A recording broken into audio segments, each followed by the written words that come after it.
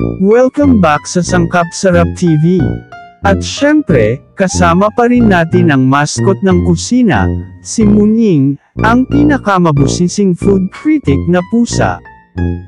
Kanina pa siya nakaabang kasi amoy na daw niya ang comfort food ng mga Pinoy. Bok choy Tagalog.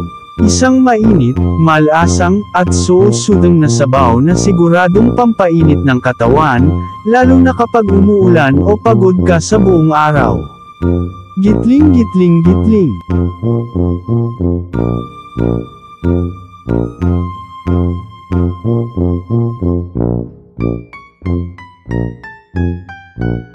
Ingredients with punchlines.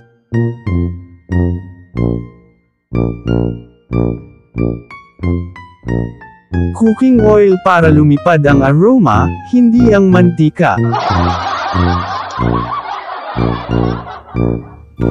Onion para sa dramatic entrance ng linamnam.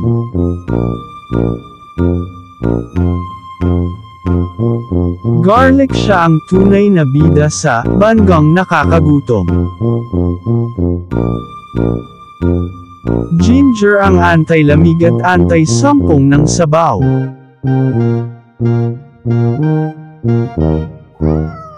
Pork tenderloin malambot, hindi masungit.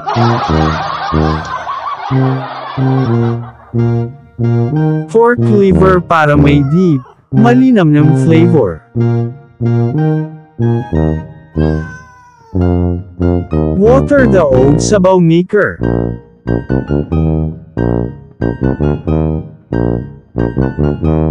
Lemongrass pampabango na parang spa, pero pang sabaw. Celery small but terrible sa aroma. Fish sauce, patis, pang pa-umami slap. Black pepper at salt para sa final touch ng sarap. Miswa noodles ang instant hug sa bawat bowl. Spring onion pampaganda, kasi dapat maganda ka rin kahit gutom. Pepper leaves, dahon ng sili, pampalasa na may attitude. Gitling gitling gitling. Procedure, Taglish dagdag punchlines.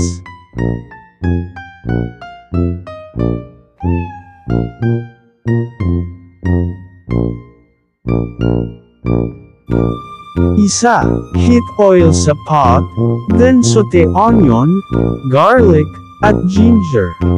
Mabango pa lang, ulam na.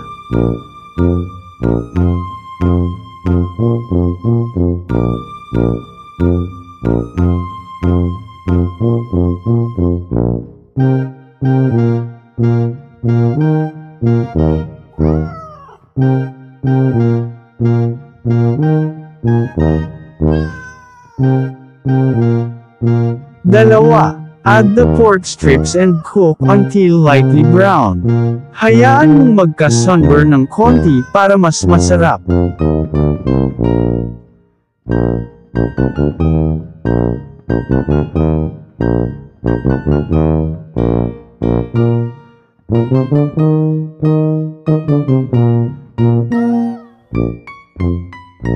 Tatlo, add liver and saute until nagbago ng kulay. Parang ex mo, biglang nag-iba.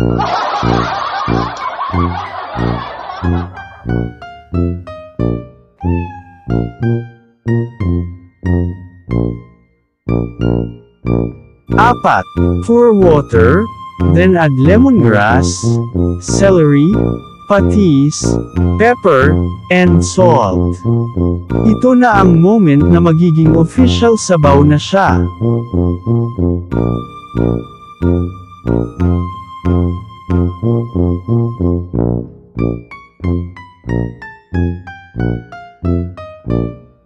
Lima, bring to a boil, then simmer for 30 minutes or until tender ang pork. Patience is flavor.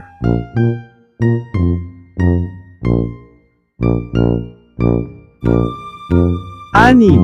Turn off the heat. Add miswa, spring onion, and dahon ng sili. Residual heat katumbas perfect miswa softness. 7. Cover for 5 minutes. Ito na yung nagpapahinga para gumanda lalo moment. Pusa approved.